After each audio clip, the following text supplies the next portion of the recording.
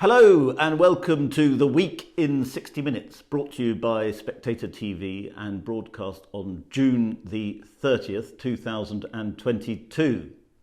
My name is Freddy Gray. I am the Deputy Editor of The Spectator and I will be your host today. On the show this week, we'll be talking about The Spectator's cover piece, which is the Cold War. This is a reference to the fact that Germany might be coming up for a very, very cold winter if Vladimir Putin turns off the gas taps. I'll be joined by Wolfgang Münchau and Gideon Rachman.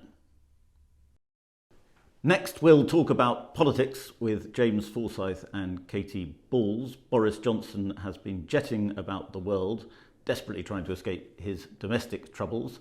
Has he had any luck? And then we'll be moving to America, where we'll be talking about the Supreme Court's decision to overturn Roe versus Wade. A lot of Democrats are up in arms about the decision, but do they really want to change the law in order to protect abortion rights? I'll be talking to Kate Andrews about her piece in this week's magazine. Changing tack, we'll look at cryptocurrency, which only a year ago seemed like one of the greatest investments ever and now looks like a bit of a disaster. Jamie Bartlett has done a podcast, a very successful podcast called The Missing Cryptoqueen, about an enormous financial scam involving something called OneCoin. I'll be talking to him about the scam and about cryptocurrency generally. And finally, why do people like going to watch septuagenarian and octogenarian rock stars strut about on stage? I'll be talking to Rachel Johnson about the phenomenon of very, very old bands performing very, very old songs for middle-aged people. But before we start with all that, I would like to encourage you to take out a subscription to The Spectator. We have a fantastic offer at the moment. For just £1 a week, you can have full digital, that's online and app access to all of The Spectator's content. And if you want the print magazine, and I think you should want the print magazine, you only have to pay £1 extra on top of that. Go to www.spectator.co.uk/TV offer to get that. And while you're at it, why not subscribe to The Spectator's brilliant YouTube channel? Simply click the red button at the bottom of the screen and the bell icon to make sure you never ever miss an episode. When in late February Russia invaded the Ukraine, a lot of commentators were struck by how strongly Germany responded against Russia and for Ukraine. But we're now 126 days into the war and the international dynamics are changing.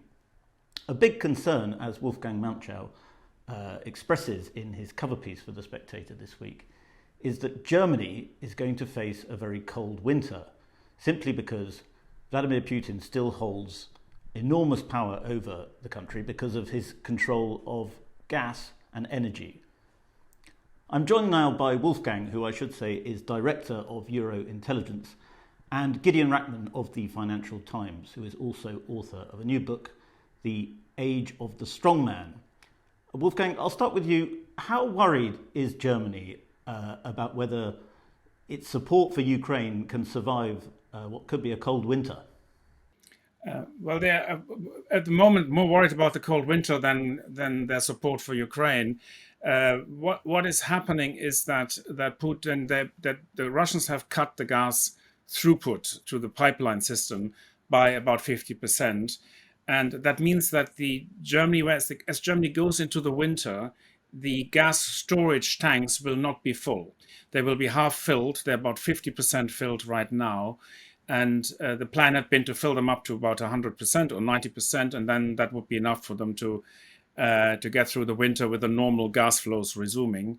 The fear is that when Russia reduced those volumes, that this was the beginning of what might be a Russian gas embargo, that Russia might decide to cut the volumes now and to either continue to supply at reduced volumes, which would be enough for Germany to have an energy crisis, or actually to cut the volumes altogether, and then there would be no plan B. Germany does not have alternative gas supplies in the short term. there would be over 2 or 3 year periods they can probably do this.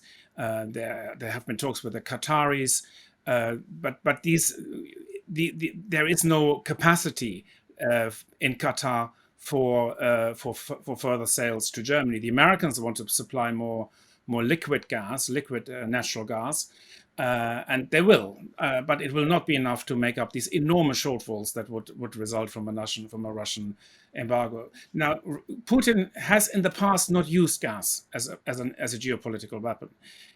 Nord Stream 2 was sort of a long-term strategic thing for him, but it wasn't.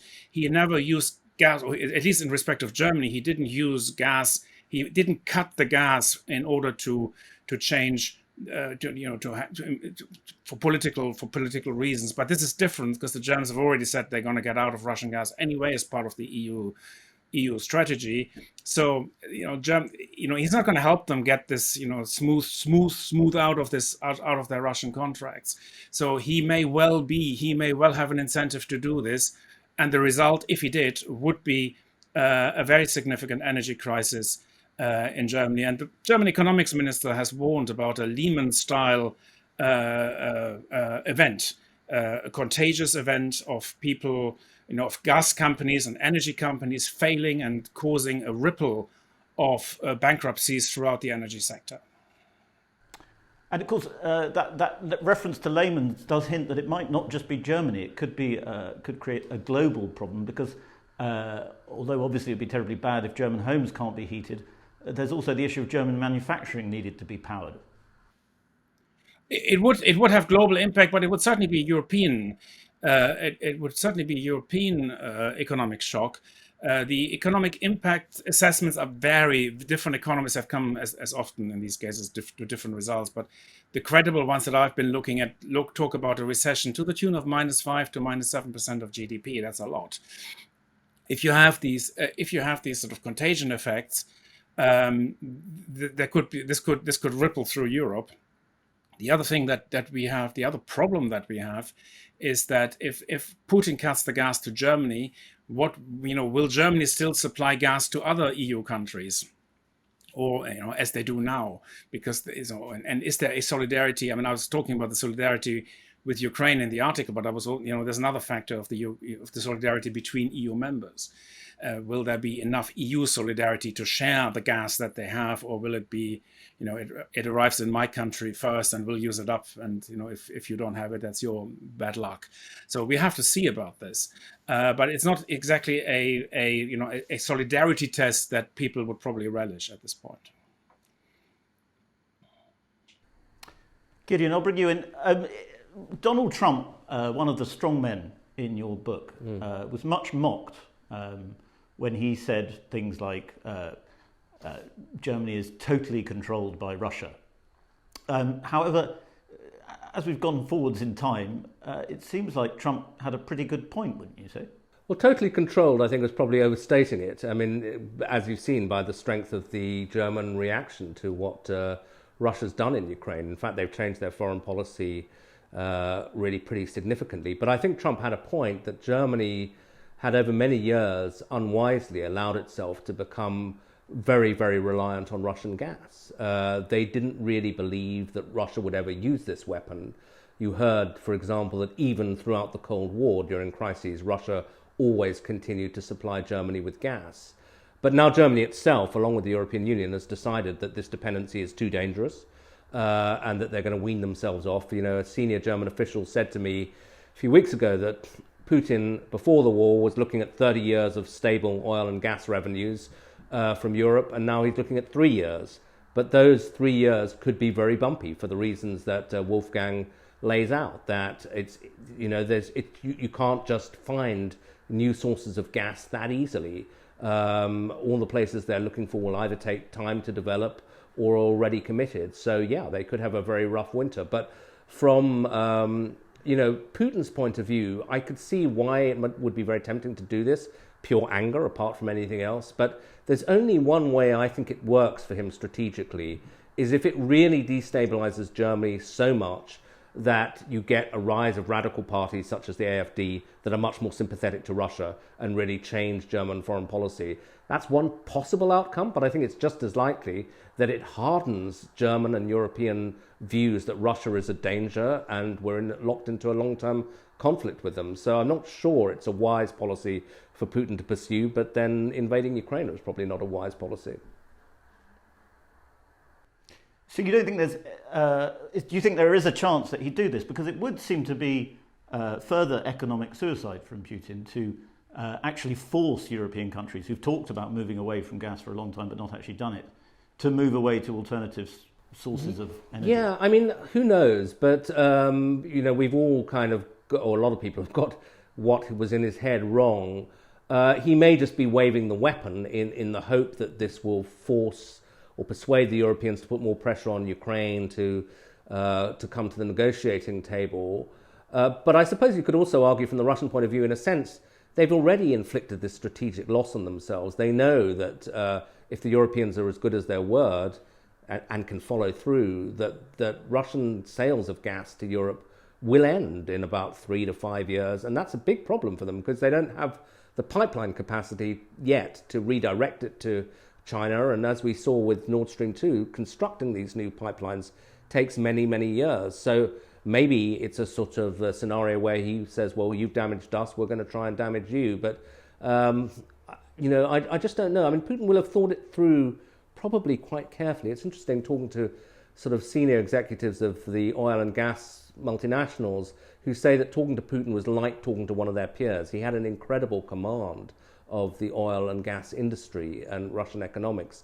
But obviously, the bigger picture for him is geopolitical, and he doesn't have that many good options, to be honest. As you were saying, Russia's doing a bit better in the war now, but if you look at their strategic overall picture, if this war was about NATO enlargement, well, Sweden and Finland have just, been agreed to join NATO. So NATO's had its biggest enlargement for a very long time. And obviously the Russian economy is shrinking. They've taken big losses on the battlefield. So he's got a few tactics he can use, but strategically, I think he's in a bad spot. Wolfgang, you touched on nuclear power. The Greens are in Germany's governing coalition now, and they do not want to stop the commitment to eliminating nuclear power, and presumably they do not want to go back to coal as a source of German energy. How much are environmental concerns getting in the way of dealing with what is a serious looming emergency in the energy sector? Fred, thank you for the question. I'm going to answer it in a few seconds, but let me just make one additional comment to what Gideon says, and I think his analysis is right, that Putin doesn't have Putin may be very much overplaying his hand, but we have to consider two factors here. First of all, he got himself an awful lot of money through the rise in oil and gas prices. I've sort of been doing the maths on what his likely current account surplus is likely to be this year, and we're looking at 200 to 250 billion dollars. That's almost as much as the money we froze, as the assets the West have frozen. This is a huge amount of money, and the gas sales are still very profitable for him, especially now that the gas prices are rising as a result of his decision to cut the throughput. He will make more money by selling less gas. That is quite a possible thing, but he is in a position to afford it. He is not, his problem is spending the cash, it's not getting it. And in the medium term, his strategic option is very much to supply the parts of the world that are not the West. Africa, India, China. He's got, there are a number of countries that would still buy Russian products and that might also supply Russia with electrical components, the one that he is really not getting from the West. Asking about, getting back to your question on the nuclear power for the Greens. I mean, if you're sort of, sitting here in the UK, and if you wouldn't think twice about this, because nuclear power seems to be, German nuclear power stations are some of the safest in the world. They're built to the highest standards. There's nothing wrong with the power stations that are being decommissioned now. They're still, the three are still running and supply about 6% of the electricity. With all this stuff happening, you would probably not want to have another shortfall of electricity on top of the gas situation. So it would be a rational, almost a no-brainer. However, if you understand the history of the Green Party, it was their opposition to nuclear power that that got them into politics. This is sort of as principled and as difficult for them an issue as, like, Europe was for the Conservative Party. It's not something that they can easily just dump and say, okay, well, we'll do it, and it's because it's rational. And Robert Habeck clearly, I don't think he would have a strong personal view on this matter. And as an economics minister, he's probably, he knows the numbers, and he would probably say, fine, we'll do this. But as a politician, he would struggle to do this unless he had no other choice. So what I think is going to happen is they will definitely not discuss this at the moment. But should Putin cut the gas, and should there be a mayhem, and he might just ask his party, shall we keep the nuclear power stations running for another 3 years, or shall we start commissioning coal? What do you think? I think he might just get away with the prolongation of the power station. I actually would go further, because there have been 3 stations cut at the end of last year that can still be recommissioned. It's possible, technically. There are legal obstacles, as in Germany, everything is always legal obstacles. But technically, they could actually get 12 to 13% of electricity back online, and that's quite a lot. That, to me, would have been the most logical emergency plan to fix a clear and present danger, because 10% is a lot of energy that you would have to replace in a period when gas and oil and coal is hugely expensive. So these discussions will be held. I'm told the three nuclear stations from last year will stay shut, because nobody has the appetite to go through a protracted legal battle. But I would still think that the ones that are still operational today, that those are possibly still in play, despite of what you're hearing officially. Gideon, your book is about how strongmen such as Putin are increasingly sort of define global politics in the 21st century. When you look at this relationship between Russia and Germany, does it not suggest that strongmen leaders have advantages in a time of rising geostrategic tensions? They have advantages over democratically elected people or more democratically elected people, and the pressures they face at home. Well, we'll see. I mean, in my book, I've often been accused of being excessively gloomy, but I think that, arguably what Putin has done in Ukraine actually reveals the weakness of a strongman style system, because there was nobody to say to him, look, this is crazy, or you've got to get through this through Parliament. Things were so centralized around him that he was able to take a decision that even his own foreign minister apparently didn't really know about until the day before. And it looks like, for the reasons I set out, that it will be a big strategic setback for Russia. That's putting it mildly, not to speak of the kind of economic and political, cultural aspects of it. So I think, yes, he has the ability to make rapid decisions, to maneuver quickly in this situation, but he also has the ability to inflict a disaster on his country, which I think he's done. And by contrast, I think that although clearly, you can point at all these arguments about nuclear power and say, for God's sake, this is ridiculous, we should be able to move quicker. Actually, I think that the democratic countries of the West move pretty fast, in imposing now 6 packages of sanctions. These are, 27 EU countries, the UK, the US, Canada, Japan, Australia, South Korea, all came together. And slightly confounded the image of this sort of slow-moving democratic West that was unable to get its act together. Wolfgang and Gideon, we'll end it there, but thank you very much indeed for coming on. Let's move on to the week in politics. Boris Johnson has just returned from an 8-day tour of the world, where he has been stopping in at various conferences and coming up with various proposals along with other world leaders. One upshot of all this is that the UK has now committed an additional $1 billion to give to Ukraine's war chest. I'm joined now by James Forsyth and Katy Balls to talk about this. James, it's quite obvious that Boris is more comfortable on the foreign front than the domestic front. Has it been a reasonably successful week for him? Yeah, he's reached that stage in his premiership where these foreign summits and meetings where are a kind of blessed relief from the toil and difficulties of domestic politics. And I think you could see that he was enjoying himself in a way that he hasn't been domestically, with all the difficulties with the leadership and the like on the world stage. He also had at the G7 summit and at the NATO meeting, he had an argument to make about how the West has a responsibility to ensure that Ukraine goes into any negotiations with Russia in the strongest possible position. And I think that there was a worry in Whitehall before these G7 and NATO summits that some of that striking alliance unity you'd had at the beginning of this conflict was beginning to fray, with people beginning to worry about what was going to happen this winter. And in the end, there was, I think, more unanimity and more agreement about the need to bolster the weaponry being sent to Ukraine, to ensure that any peace is made on terms that the Ukrainians are happy with, than had been expected beforehand. And I think that the alliance, that sense, I think, will lead to probably a step up in the amount of military equipment being sent to Ukraine. Whether that will be enough to turn the tide of the fighting in the east kind of remains to be seen. I thought the other striking thing about the NATO summit was the move in terms of just how significant the NATO change in approach on its eastern border is. Previously, NATO relied on these kind of tripwire forces.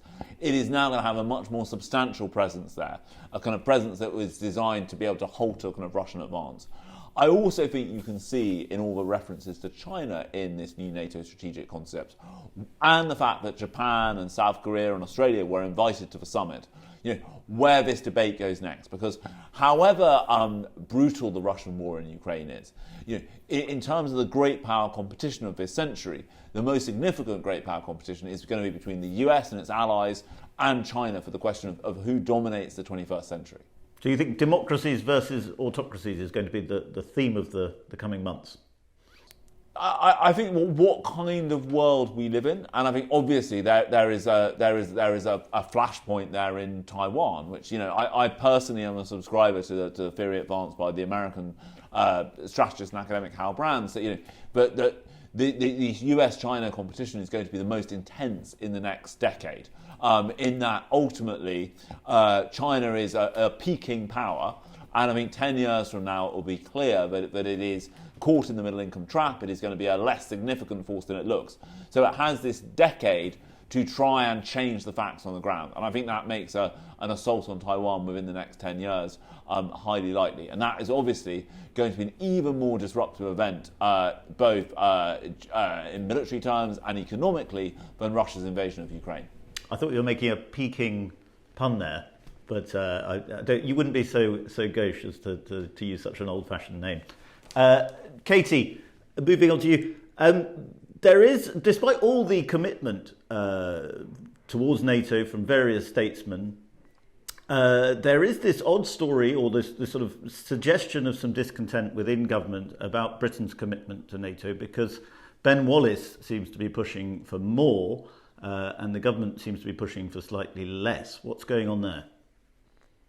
Yes, so this week it emerged that the government has dropped one of its manifesto pledges, which is effectively to rise defence spending with inflation or keep them in line. Now, of course, this is in the face of soaring inflation, but it still caused some unrest if you think about the current situation in Ukraine, the fact that lots of Tory MPs believe that this shows you should be investing more, not less. And there is some private letters that somehow reports have emerged publicly between Ben Wallace and others. Now, the Defence Secretary has tried to play down the row, but has said that he is happy with spending for now, but effectively from 2024, he thinks there should be more defence spending. Now, that is around the time that you would expect, despite some of the rumours of early elections, the government to be looking for re-election, the Tory party to be going to the polls. And therefore, I think we're seeing a situation where people are talking about, what would probably, I imagine, be a manifesto pledge of more spending at the next election. Now, I think that there are two things here. One is that the government is developing a reputation for dropping its manifesto commitments. And of course, they will say, well, we've had a very difficult time of a pandemic and others, but it's quite a long list now if you go through it. And then secondly, I think because Boris Johnson's position is unstable, despite the fact he has been, living it up on the world stage in recent days and looks comfortable doing so, he still has many domestic problems at home, lots of uncertainty and doubt right now amongst his own ministers about whether he will lead them into the next election, even if Boris Johnson is still talking about a third term. Therefore, I think we're seeing that if we do end up in a Tory leadership contest before the next election, defence spending is going to be a really key part of that. Some people are suggesting that Wallace, who is one of the favourites to replace Boris as Prime Minister, should Boris go, may be sort of trying to manoeuvre slightly here, which would be odd considering he's been very much, as I understand it, a Boris Johnson loyalist so far. Yeah, it's not a pledge that's going to do you badly amongst the membership, is it? If you look like you're the one who's asking for more defence spending. And Liz Truss, the Foreign Secretary, has made similar soundings in the past few months. And it's the Treasury, and particularly Rishi Sunak, that I think they want to differentiate from. With Rishi Sunak, who was seen as a leadership frontrunner, a bit less so since the non-dom row, as someone who's saying, actually, we need to have some spending discipline right now if you look at the general fiscal picture. I think, therefore, you can read in all these things, because of Boris Johnson's instability, a sense that potential candidates are showing a bit of leg. Now, I think a figure such as Ben Wallace is loyal to the Prime Minister as much as a minister is these days. But I think the argument you hear some MPs making privately is not disloyal to think about what your leadership campaign should be just in case the Prime Minister doesn't make it. And I think since the confidence vote, some of these ministers believe they have a bit of license to actually think about what would happen in the event of a leadership contest, given there is so much talk about another no confidence vote before the year is out. James, the Prime Minister now returns to domestic matters, and it's looking pretty brutal again for him. The Privileges Committee, which a lot of the rebels are quite excited about in terms of really hurting him. There's a suggestion today that people in Number 10 think it will be a kind of kangaroo court. How bad do you think the Privileges Committee is going to be for him? I think the Privileges Committee is the biggest risk for him, because if he is found to have deliberately misled Parliament, I mean, that is clearly game over. That is the most, that is a straight out resigning matter under the ministerial code. And I think in those circumstances, there's no doubt that the 1922 Committee Executive would change the rules. I think Number 10 have to be very careful in terms of how they play this. They tried to put some pressure on the committee not to appoint Harriet Harman as the chair. She was appointed as the chair yesterday. And I think as they did with the Sue Gray, I think there is a danger that, you saw Liz Truss today being very careful to distance herself from those anonymous comments about it being a kangaroo court, saying that she trusted the committee implicitly to do its job. I think the worry for Boris Johnson is that the thing he will have to explain to the committee is why he did not correct the record as quickly as possible. Because, it is accepted under kind of parliamentary rules that sometimes ministers and the Prime Minister will say things that are inaccurate, but they believe to be accurate at the time that they say it. But what they are meant to do when they realise that what they said was inaccurate is correct the record as quickly as possible. That clearly didn't happen in this case. And Boris Johnson, he can say that, look, he didn't want to do this because he didn't want to look like he was undermining of the Sue Gray report or the police inquiry. But I think he will have to explain that fact. And that is what I think is going to be most difficult for him. James and Katie, thank you very much indeed. Now, on Friday in America, the Supreme Court overruled Roe versus Wade, the decision that had made abortion legal at the federal level since 1973. There's been a lot of uproar about it all over the world. But as Kate Andrews says in her piece today, the Supreme Court has not banned abortion in America. It has returned the matter to the elected representatives. But Kate, as you suggest in your piece, America's elected representatives are not terribly keen, it seems, to address the matter. So this is the deep worry. As you point out there, Fred, the Supreme Court has not banned abortion. It actually makes very clear in the majority opinion that they feel that this is simply not a decision that should have ever been made at the Supreme Court level, and that it is a question for the legislatures, whether that be on the federal level, the state level. It's a question for politicians if they want to protect women's rights in this way to pass some laws.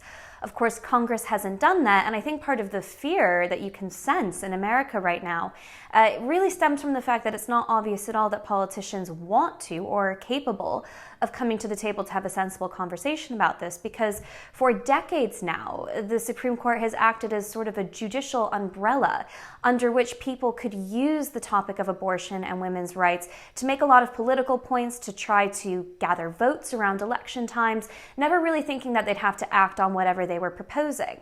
And so now we're in a very difficult situation where we're very divided in America. It's very much the Democrats versus the Republicans, and we have a midterm election coming up.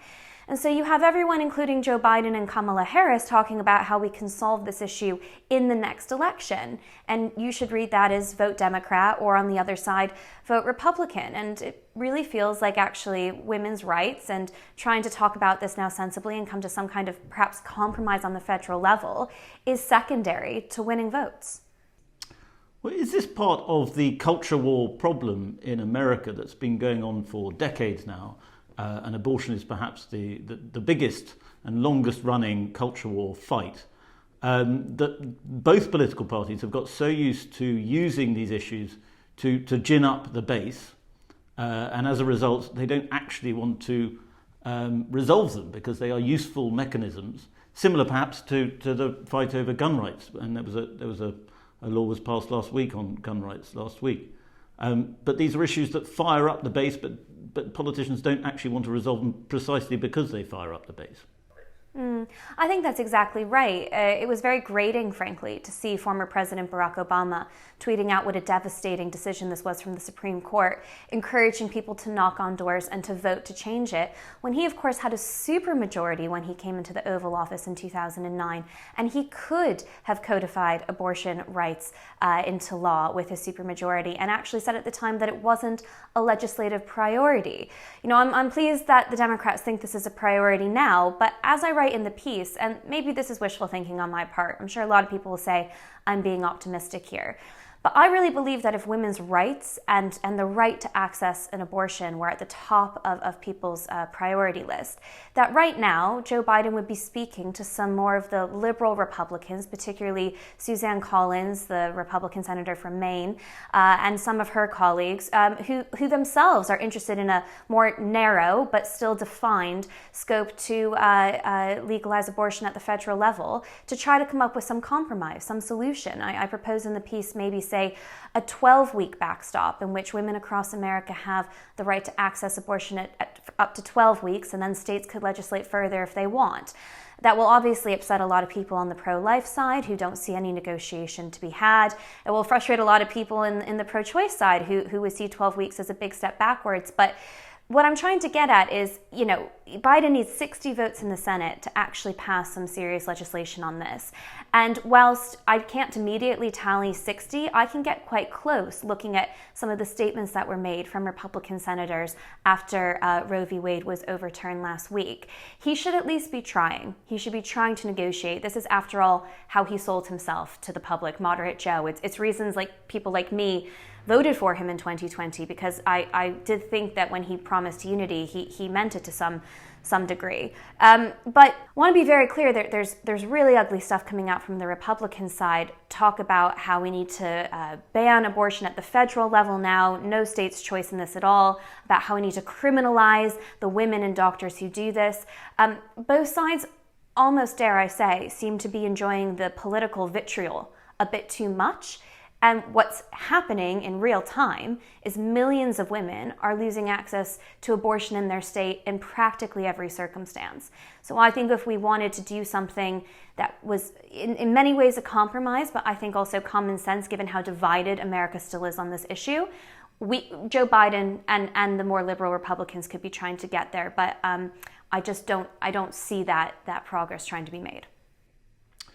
Do you think the Democrats, who clearly think that this issue will now help them change the narrative ahead of the midterms and, as we said earlier, fire up the base, Do you think they might be overreading the situation and perhaps not realising that the broad swathe of American opinion is not really in line with where most Democrats are, at least publicly, on this issue, which is pretty hardcore, on the pretty hardcore end of the pro-choice position. I mean, it wasn't so long ago that Democrats, Joe Biden even, would say that abortion should be safe, legal and rare, which is generally thought to be, polls would suggest, the consensus position in America. So the majority of Americans do support the right to access abortion, and it's around 67, so close to 70% of Americans support it in that first trimester, which is why I mention up to 12 weeks in my piece.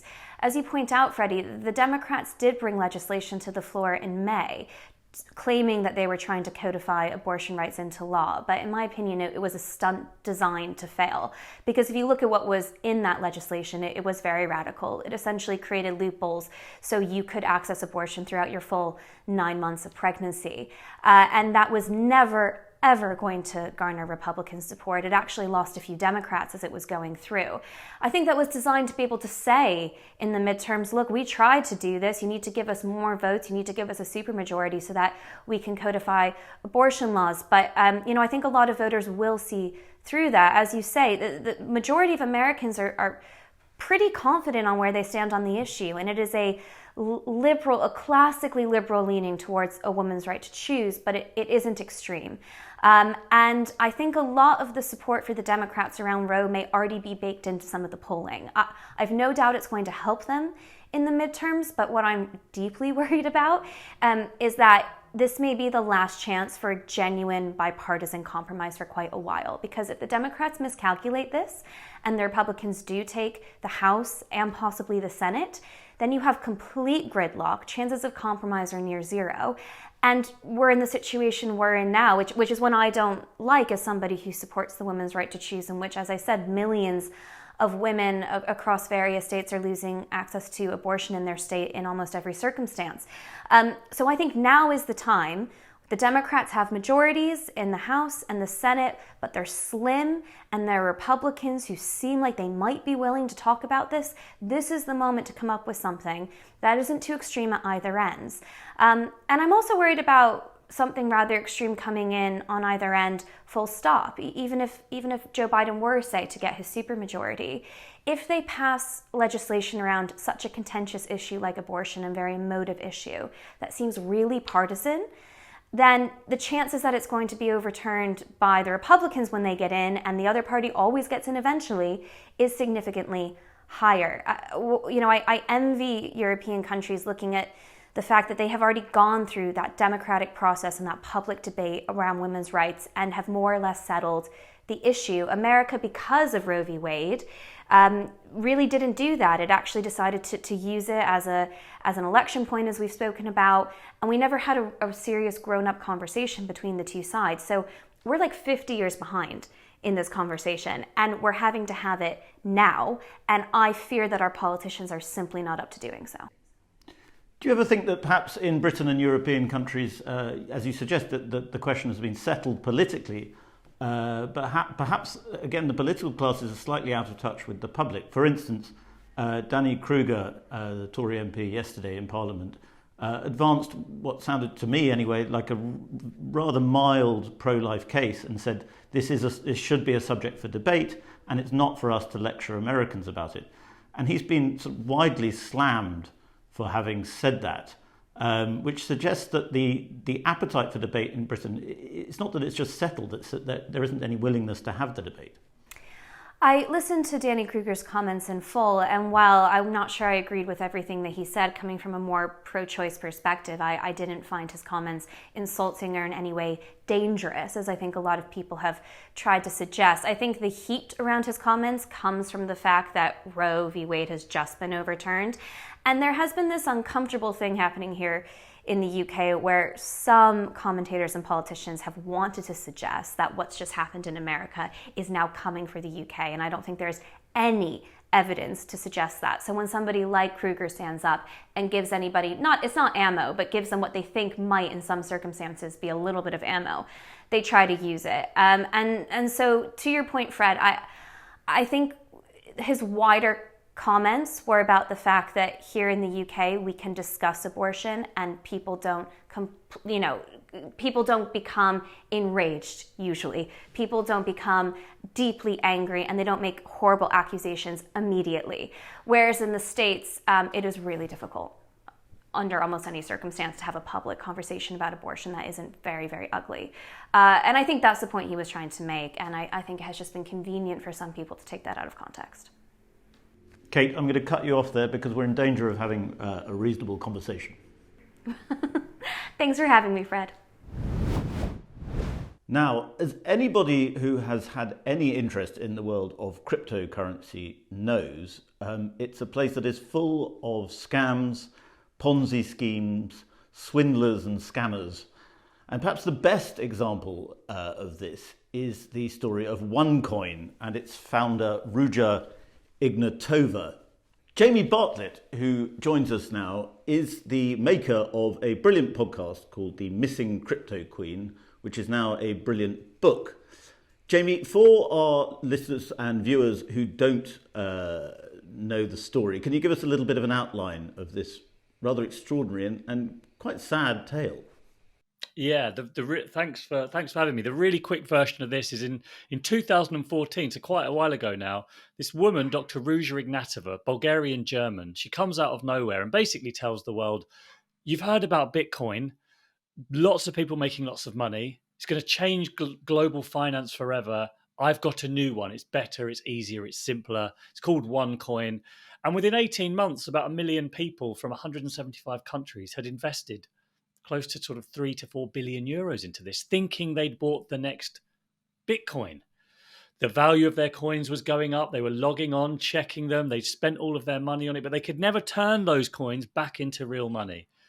And then in October 2017, Dr. Ruja takes a Ryanair flight from Sofia, Bulgaria, to Athens, Greece, and disappears into thin air. And all the money's gone. And she is still on the run. And the whole thing was a brilliantly designed pyramid scheme, essentially, with a cryptocurrency branding on top of it.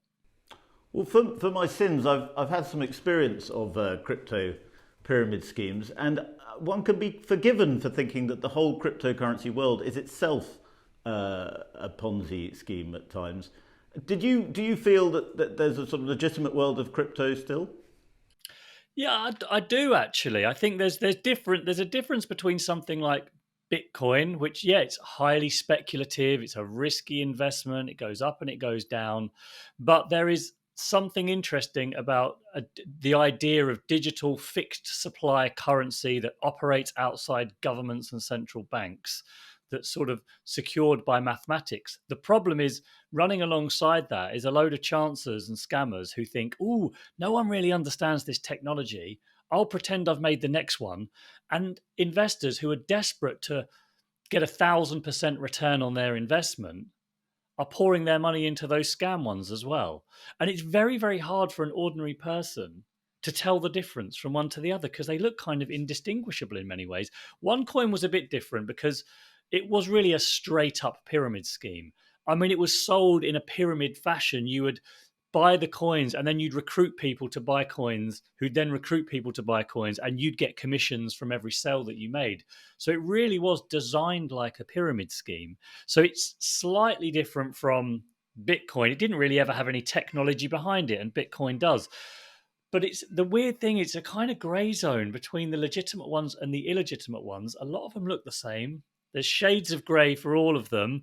OneCoin just happens to be a kind of outlier as just an out-and-out scam. Something that comes out in the Missing Cryptoqueen is the sort of cult-like nature of it. And you see this a lot in crypto land, crypto world, where people develop a sort of religious faith in the coin they invest in. It's almost a sort of prosperity gospel thing. It's, if you believe in it hard enough, you will make money. Yeah. Which makes sense as well, because in a way it can become a bit self-fulfilling. Because if everyone does believe in a pyramid scheme, the pyramid can keep going for a very, very long time. So no one's incentivized to blow the whistle on it, because they all want the jamboree to carry on. But with OneCoin, they really did sort of raise up the founder, Dr. Ruja Ignatova, as this godlike figure, this genius, an incredible founder who was going to not only revolutionize global finance, but also make you personally rich. And once you've put your money into it, you're kind of so invested, not only financially, but emotionally, that you buy into all of this stuff as well. OneCoin even had a little hand gesture that they'd go to sort of stadiums and arenas full of thousands of screaming OneCoin fans and make this hand sign at each other. You know, we're part of the club, we're OneCoiners, although obviously that was ultimately the value of the coin, 0. So it was kind of lost on them all. But yeah, they cultivated it. But there is something deeper about pyramid schemes, that it can become self-fulfilling for a while. And if you're in at the top early, you can actually make money from these things. And what is the latest on Ruja? Is there any chance of her being called? Well, I mean, if you read my book, you'll find out that we've made quite a lot of developments actually in what happened to her after she disappeared and where we think she is. But alongside the things that we've tried to discover, the authorities are finally sort of closing in on this. It's like 6-7 years too late. They should have been doing this in 2015. And the annoying thing about slow regulation in a world of fast-moving tech is that it takes 18 months for 1 million people to invest their money. And if you're going to then clamp down on it 5 years later, it's too late. The money's tied up all around the world in these sort of offshore accounts and so on. But just a month ago, Europol finally put Dr. Ruja on their most wanted list, their most wanted criminals list. Interpol issued a red notice. The German government started putting up billboards and posters of Ruja's face saying, "Have you seen this woman? €5,000 reward for information that could lead to her arrest." And they've apparently received a load of tip-offs. But they have also said that her and people with her are likely to be armed. So if you do see her, Fred, don't go, just give me a call rather than trying to apprehend her yourself. I'll go straight to you, Jamie. Please. Before the authorities, before Interpol.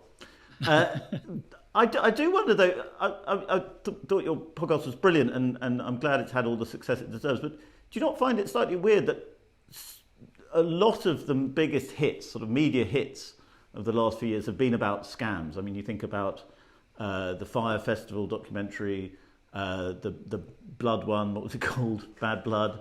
Bad Blood, Bad Blood. The Dropout. There's the Tinder Swindler, which is a bit late to the game, but got a lot of interest.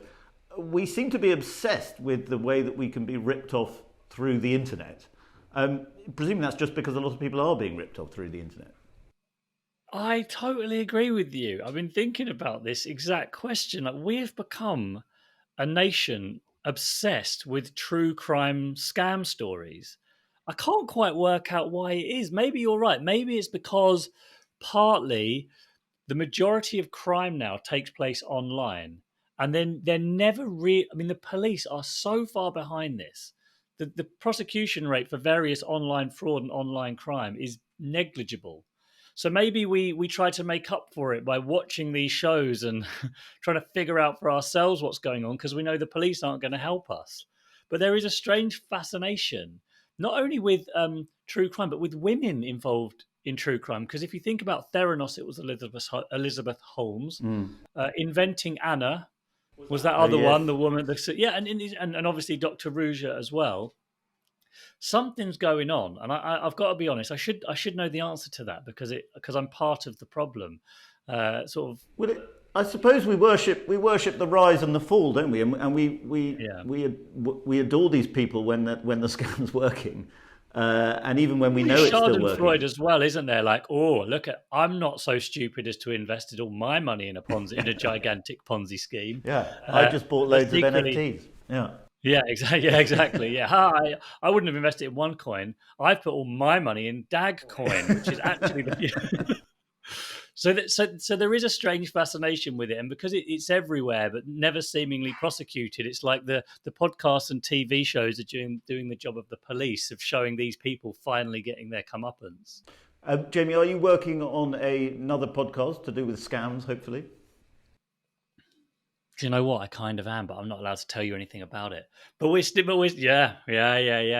But we're still working on the missing crypto queen as well. There's going to be some new episodes coming out soon because the story is still unfolding, and that's partly because 1 million people are still hoping to get their money back, and that can take a very, very long time when Ponzi schemes collapse.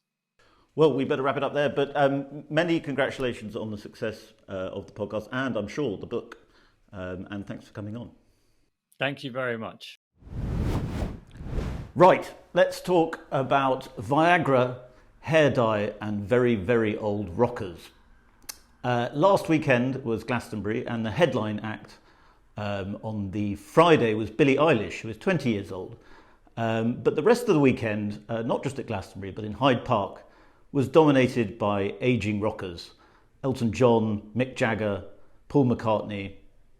Rachel Johnson was in Hyde Park on Saturday night. Rachel Johnson, who is the oldies pop culture critic. Rachel, why is Britain so enthralled to just going to concerts performed by very, very old people? I might point out that I did back-to-back. I did Elton John, Sir Elton, on Friday night. And the following night, the Saturday night, I was in Hyde Park for a second night running for the Stones. And then I think there were a further gaggle of ageing rockers. I think the Eagles played on Sunday night. So it's been, I'm not saying the summer of love, but the summer of Viagra, really, hasn't it? Because it was an astonishing experience to know that my children, i.e. generation below me, were watching the youngest ever headliner at Glastonbury, followed by the oldest ever, Paul McCartney. So Billie Eilish is 20, Paul McCartney's just turned 80. Then I was watching Mick Jagger on stage, aged 78, about to turn 79 in July. And he had more energy. I mean, if you had plugged skinny Jagger into the national grid, he could have electrified the whole show himself. I've never seen so much energy. I don't know where it comes from. So in a sense, what I think Mick Jagger set out to prove and proves is that when it comes to rock and roll will never die. He had a kind of inveterate energy and of somebody, I don't know, I haven't seen many 28-year-olds who could come and command the stage with his dancing and his strutting and his prancing.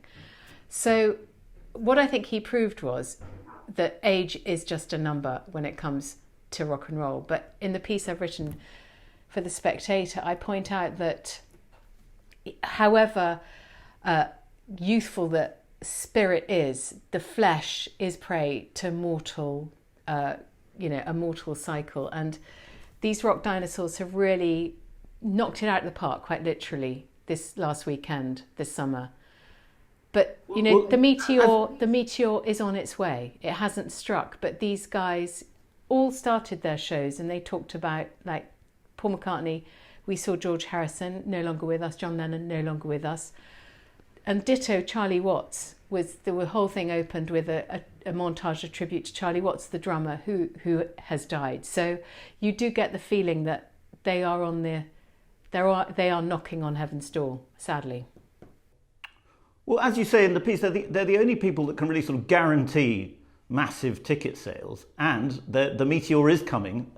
We hope they live as long as possible, but they can't go on forever. What's the rock industry, what's the live music industry going to do when it no longer has these bankable geriatrics? Well, I mean, that is the question, and it is the question of all industries, which is to maintain their audience while replenishing it as the headliners are aging. I mean, it is the perennial problem, but this is a bigger issue for rock and roll than it is for other industries because they don't make them like Mick Jagger, Elton John anymore. These guys, became big in the 60s, 70s, that's 60 years ago. And therefore they've got like a back catalogue that goes back 60 years. How are you going to find talent, artists that can fill the Pyramid Stage or Hyde Park for 2.5 hours with 25 solid gold bangers? That is going to be the challenge because festivals have grown hugely in popularity, partly because the artists love them because they make so much more money from live music than they do from record sales now because of streaming and Spotify and all the rest of it. They only net about 10% of record sales, but they can take home about 90% of the gross ticket receipts when they do an enormous gig like Glasgow Summertime Ball or Hyde Park British Summertime. It's often been said that one of the problems with kind of pop culture is that the boomers, and I'm not saying for a moment that you're a boomer, you're obviously much younger than that, but the boomers can't let the youth have their culture. The boomers have to have youth culture for themselves. And so therefore they're not really letting the young have a flourishing pop culture. I don't think that's true. I think what's more happening is that both the boomers and the millennials / Gen Z / wokies or whatever, they've adopted a Spotify pick and mix attitude towards their playlists. And so, when I was a teenager, I would listen to Top of the Pops on the radio and I'd press play on a cassette to tape the song I wanted to listen to again. I mean, now everybody has all music that has ever been written at the touch of an iPad or an iPhone or a computer, that you pay a certain amount a month or you pay nothing at all, and you have the entire smorgasbord of world music going back till the dawn of time, recorded music at your disposal. So I think that in a way we've seen a melding and a medley effect between the generations, and you saw kids singing along to the Beatles songs, kids sing along to the Rolling Stones, and oldsters, ditto, singing along to Bad Guy by Billie Eilish. Well, do you think it's slightly cringe, to use a young people's word, to have all this it's going? It's cringe to say cringe, Freddie. Dancing is painful enough for young people. When you watch old people, well, those who don't have the magical properties of Mick Jagger dancing, it can be quite embarrassing. Shouldn't old people just sort of leave it alone and age a bit more gracefully? Well, dad dancing, dad jeans, mum dancing, all of that. I mean, I think there's a place for it, mainly as a comedic sideshow. Mick Jagger. Weddings. Weddings, exactly. Bar and bat mitzvahs. To entertain, to embarrass your children, basically. I mean, my children literally have always screamed and burst into tears whenever I wiggle my hips. And, I don't care. I am always the first onto the dance floor. I'm always the last to leave the dance floor. It may be murder on the dance floor, as Sophie Ellis-Bextor sang, but I don't care. It's my party, and I love seeing old people dancing. It's funny. It's like seeing policemen dancing at Notting Hill Carnival. I got the impression that while you obviously were thrilled by Mick Jagger, you said you would, whatever that means, but you weren't quite so excited by Elton John's performance. You thought he did look a bit doddery. Elton John is an amazing voice for a 75-year-old. And for a 75-year-old who's in the middle of a world tour that seems to have gone on longer than I've been alive. I mean, I think I saw his 232nd or 3rd gig in the Farewell Yellow Brick Road tour. I think he's just going to carry on touring forever. There's never going to be a last act for Elton John. But having said that, I have to say that both those concerts I attended at Hyde Park, they did that brilliant thing of putting the audience first. It may have been his 232nd gig, but it felt like my first, and that's all you need to deliver as an artist. Honestly, he really gave it his all. And how can I quibble? I couldn't actually choose between the two concerts. And I'd like to just give a shout out to the lighting designer, another person my age, called Patrick Woodruff, and that really helps. The staging, you saw that at Paul McCartney in Glastonbury. People were saying, was that the best gig ever? It wasn't the fact that he was sitting there in pretty good voice himself. It was the whole mise en scène that they now do, the fireworks, the lighting, the backdrop that shows, John Lennon or George Harrison. The lighting design and the backstage design brings so much to a concert now. You feel you're sort of, it's an immersive experience. And that also totally wows the crowd as well, because there's so much to look at. Most of the time people are up there with their mobile phones filming it and going home and watching it afterwards. Finally, Rachel, do you think that your grandchildren will watch Billie Eilish, an octogenarian Billie Eilish, on the stage in 60 years' time at some festival? That's an incredibly good question. And I think my instinct is the USP of Billie Eilish is her youth, the fact that she wrote her tracks with her brother in their bedroom when they were being homeschooled in California. And she speaks for that, pandemic generation of kids who just grew up online, who, quite an isolated experience. You didn't even go to school, and then there was the pandemic. And I think she speaks for that generation. I'm not sure she's going to speak for 8 subsequent decades in the same way. I think she's having her time now. Thank you, Rachel. Keep on rocking in the free world. You make my rocking world go round, Freddie. Thank you. Thank you very, very much for watching Spectator TV. That's it for this week. If you want to keep watching, if you want to watch us again, don't forget to click that red button at the bottom of your screen and tap the bell icon, and you will never, ever miss an episode. Thanks very much. Goodbye.